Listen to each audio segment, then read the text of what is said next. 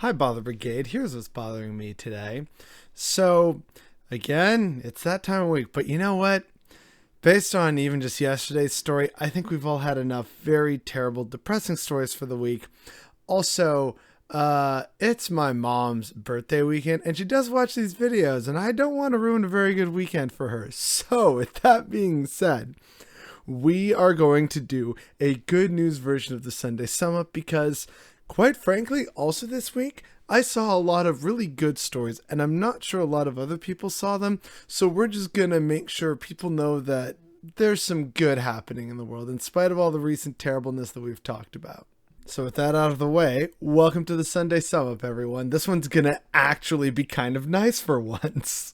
So a lot of this was spurred actually from a tweet by the Surfs, where they again were kind of talking about how they were having a really good day. But for me, that was also kind of already at this point part of a really good week. But to recap why it was so good for them, a Starbucks just unionized for the first time ever. Kshama Sawant won against the corporate-backed recall against her. Stephen Donziger is released to serve the rest of his term at home. Nina Turner just followed us.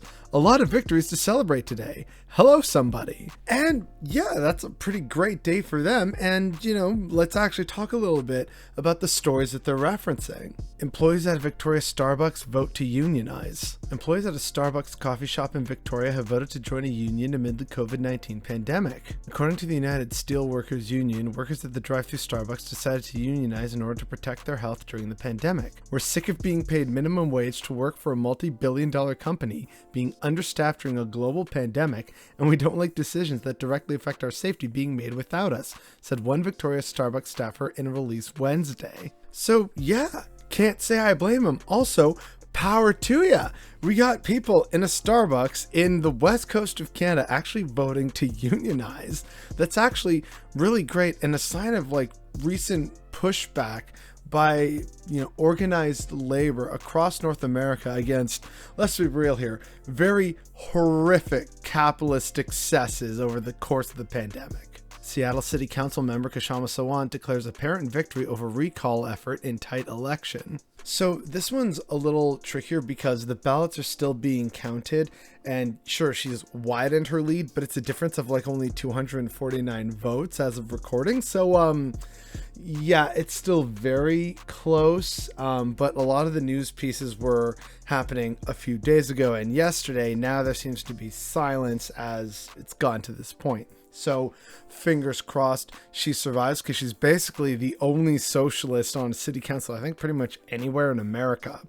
So of course the recall against her, it's very close. And so that is very telling, but so far it seems to be going well for her. Let's hope she can keep that up.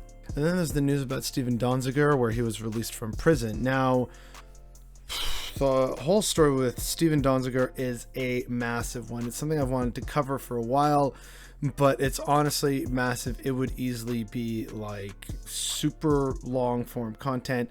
The short and sweet version is that he was a lawyer who represented over 30,000 Ecuadorians and indigenous Ecuadorians when Chevron was basically exploiting them and just polluting their land when they were using an oil field in the Ecuadorian Amazon part of the jungle. He won that court case, which meant that Chevron had to pay $9.5 billion, which basically forced them to pull out of Ecuador entirely and then proceed to make his life a living hell. That is a super extreme Cliff's Notes version, but the fact that he's actually free. He still has a prison sentence to serve, but he's just under house arrest as opposed to being imprisoned. And again, the reasons why he's imprisoned are really terrible and messed up and not based on any real actual crime. It's all clearly just Chevron being pissed that he managed to force them to pay indigenous people in Ecuador and force them to pull out of the country for, again, their capitalist abuses. But hey, we're not doing that kind of rant thing. We're celebrating the good stuff. So again, in his own words, breaking, Danbury prison officials released me this morning to serve the rest of my sentence, 136 days at home. Huge step forward for our campaign, but the battle for my freedom and to hold Chevron accountable continues. So grateful. May his house arrest pass quickly and without incident. But since it's Chevron, Oh, and speaking of corruption, we got to talk a little bit about cops again. So basically, let's be honest here, and we've already been honest about this several times before on this channel. While BLM was very important in galvanizing a lot of people and getting the discussion rolling and just more eyes focused on police brutality in America and just, well, the rest of the world in general, what ended up happening was that in Minneapolis, arguably the ground zero for the BLM movement, considering that's where the murder of George Floyd happened, that city unfortunately still didn't really follow through on a lot of its promises to defund the police. And a lot of people felt very dejected by that. However, people in Minneapolis are calling each other instead of the cops. Disappointed by recent attempts at electoral reform, organizers are building community-based safety networks that aim to make police obsolete. So really, in classic leftist fashion, it's okay, you know what? I know we got knocked down a bit. Let's see how we can build each other back up again. And what they did was they started talking to people who were already running like certain mutual aid networks or had expressed an interest in it, and other people who were sort of in like loosely formed community coalitions or alliances, if you want to call it that. They started bringing them together and offering a form of training, especially for de-escalation. And so what's happening now is communities are kind of policing themselves. Yes, there are still egregious incidents which require cops to be called, but in many ways, this is kind of a similar adaptation to what I've talked about, at least I think I've talked about before, the Kwanlindun Nation in the Yukon Territory in northern Canada, where they basically formed this own kind of four-member, not really a police force, but a community safety project. And they only call the police, which are the RCMP, when shit actually gets very real. So far as pilot projects go, it's doing really well. And here we're seeing a version of it in Minneapolis, where people in their own communities are instead saying, you know what, instead of calling the cops, let's try and do this ourselves to ultimately make policing obsolete and therefore their massive budgets unjustifiable. Unfortunately, this means we're probably going to see the cops engage in more like crime creation of their own, unfortunately, which we've seen before, where cops will leave like bait trucks and whatnot trying to encourage people to commit crime, and the cops come around and say, oh hey, you committed a crime. It's like, dude, you literally put the truck, the bikes, like the trailer full of bikes and packages and stuff like that, you put it there to literally tempt people into it, because there isn't actually that much crime, so you have to justify your own shitty, pathetic existence by creating crime. So yeah, folks, cops don't actually do really fundamentally jack shit except serve and protect the interests of the state. So I'm really hoping that this format that is being practiced and, you know, refined, as it were, in Minneapolis can begin to be implemented in different communities across America, but also here in Canada. And hopefully that begins to really start making a dent in the functionality of the police while making communities safer, happier, and healthier. So let's get a quick one out of the way. Apparently, the Fox News Christmas tree in front of their main office was set on fire a while ago.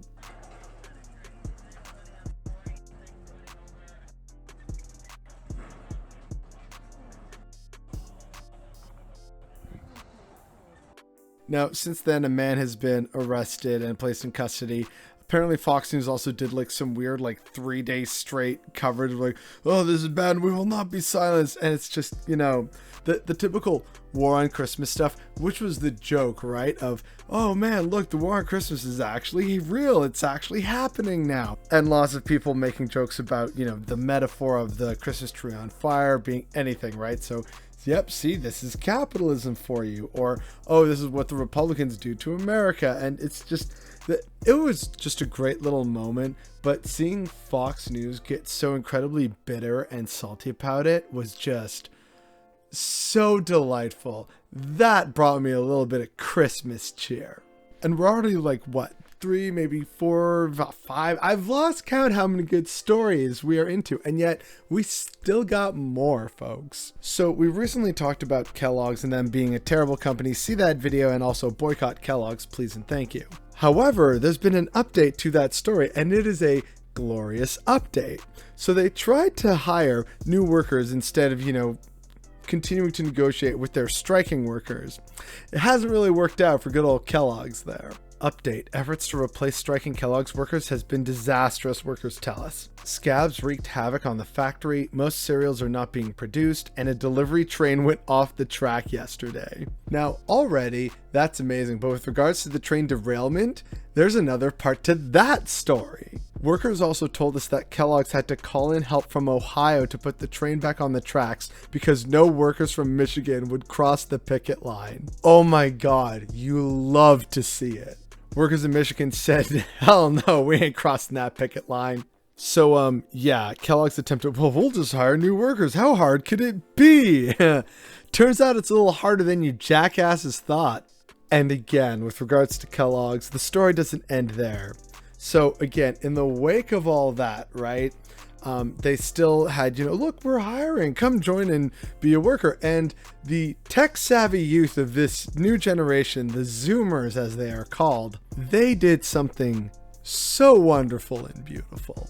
They started applying en masse with just bogus applications, so much so to the point that it crashed the website and it was still down for like at least 23 hours. However, again, they didn't stop there. I told earlier how Gen Zers crashed Kellogg's website by submitting bogus applications online when it sought job apps from strikebreakers to replace union workers. Update. One of them wrote a program which uses random data to submit bogus applications to Kellogg's 24 hours a day.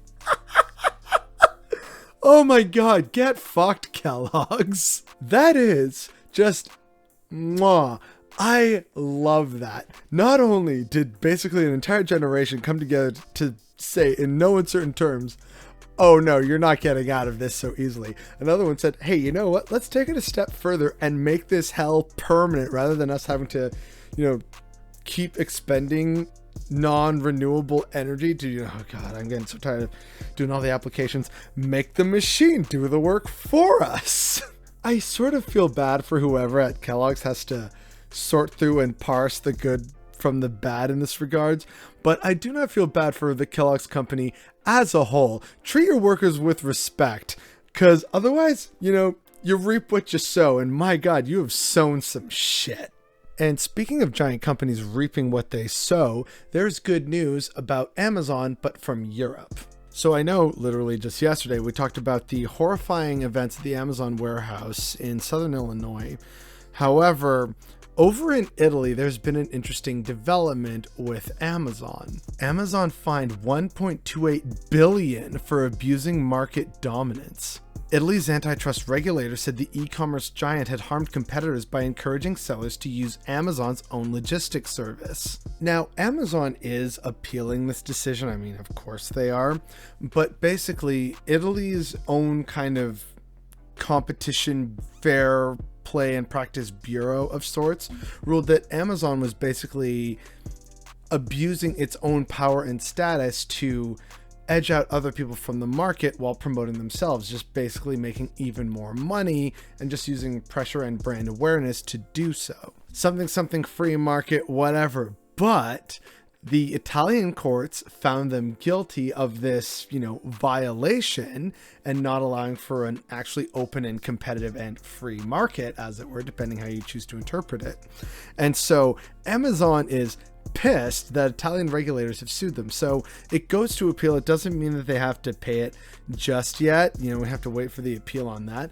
Let's hope it stays. And in fact, it'd be even better if they were sued even more money. But that is not a guarantee. However, still good news that at least somewhere around the world, someone is trying to stick it to Amazon. And that is good news. Now, some people are probably well aware of this by this point, but Bernie apparently made a tweet recently that somehow, apparently, or at least this is how, some business channel decided, oh, well, this is clearly going to cause problems, because apparently this one tweet by Bernie Sanders sent big pharma stock prices tanking. Here's the clip. We have been watching a certain category of stock. Time now for our stock of the hour, and shares of Pfizer, BioNTech, and Moderna are falling. Companies' pricing policies questioned by Senator Bernie Sanders. Kriti Gupta is with us now. That is a lot of decline for a tweet, Kriti. Some pretty strong moves when it comes to those vaccine makers. Let's just talk about what one of those factors are, because there is several things behind this. I'm gonna start off with that tweet from Senator Bernie Sanders. I think we can pull it up. There's some pretty strong words here saying this is obscene. Last week, 8 investors in Pfizer and Moderna became $10 billion richer as news about the Omicron variant spread. It's time for these pharmaceutical companies to share their vaccines with the world and start controlling their greed. Enough is enough. Major exclamation point there. Senator Bernie Sanders weighing on those stocks there. That is amazing. He's not wrong, and yet, like I have never seen such clear evidence of the stock market being rich people's feelings than right here, right now, where Bernie saying, demonstrably true things somehow sends the stock market into a tizzy of, oh no, and so the stock value goes down because we're nervous now. Like this, it is so ridiculous. And like a part of me is sad because America could have had this man as president, but we're trying to focus on the good here. And like, again, I'm sure the stock prices are going to rebound, but it's still hilarious that a single tweet managed to rattle the industry, which just shows that it's all bullshit. Bernie Sanders just continues to just casually expose American bullshit, and I am so here for it. And then the final amazing cherry on top of this delightful cake of good news is this one story from Canada. Haitian Commission sends message to Canada, US. Stop meddling in our government. Some Haitians say de facto control by foreign ambassadors, local allies brought hunger and gang rule. So apparently recently, with regards to Haiti, which again has just been, let's not even go there, but in his letter of resignation, US President Joe Biden's special envoy for Haiti, Daniel Foote, apologized to the people of Haiti mired in poverty, hostage to the terror, kidnappings, robberies, and massacres of armed gangs and suffering under a corrupt government with gang alliances. What our Haitian friends really want and need, he wrote, is the opportunity to chart their own course without international puppeteering and favored candidates. So yeah, that's the crucial part at the end there. He just kind of said the quiet part out loud that Haiti is basically controlled by external powers and influences. Which, I mean, yeah, people paying attention to this have known this for a while, but now it's just definitely far more in the open. Like, this was published by the CBC, for God's sake. Foote made it clear that a clutch of foreign diplomats known as the Core Group had chosen current Prime Minister and acting President Ariel Henry after wearying of Claude Joseph, the first person they had backed to succeed murdered President Jovenel Moïse. The hubris that makes us believe we should pick the winner, again, is impressive, he wrote. Like, yeah, dude just kind of is pulling the mask off and showing it's basically a cabal of international, foreign entities that are deciding who's leading Haiti and, what is acceptable and unacceptable to them. The big three leading the core group, no surprise, are Canada, the US, and France. If you're wondering why Canada is so involved in Haiti, that's honestly a subject for another time, but to broadly sum up, source of cheap labor, migrant labor for farms in Canada, a source of immigration for Quebec in general because they speak French, and again, crucially, cheap foreign labor, so bring all that stuff into Canada on the down low so that, oh look, see, prices are low on these foreign goods. Welcome to capitalism, folks. America, because they have their past history, same goes for France. So, yeah, basically this is the West, and by the West I really mean the powers that be that have a vested interest in Haiti because they're closest and have the most historic and cultural ties.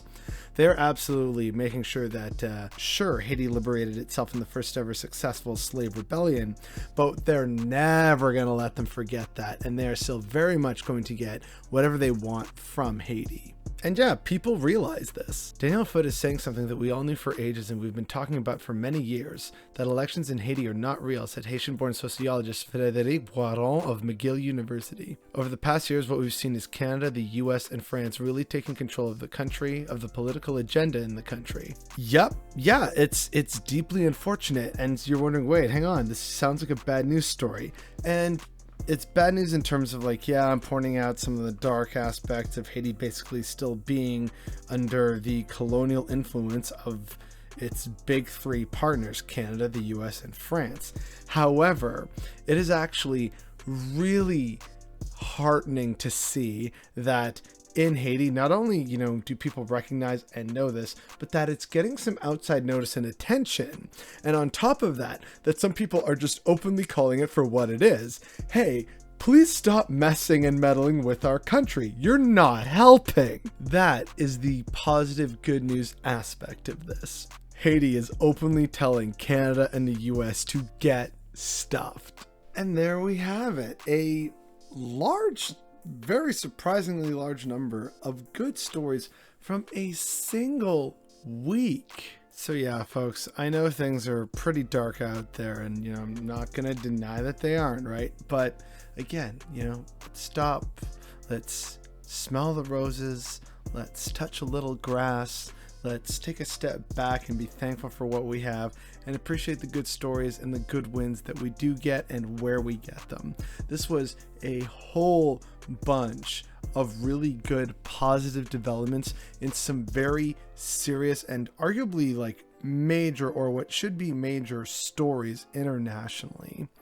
It's a sign that, a lot of people have said before of give it a long enough timeline, progress always wins. Kind of feel like we're seeing that right now with all these stories. Granted, yes, some are could potentially still go one way or the other because we live in a capitalist hellscape.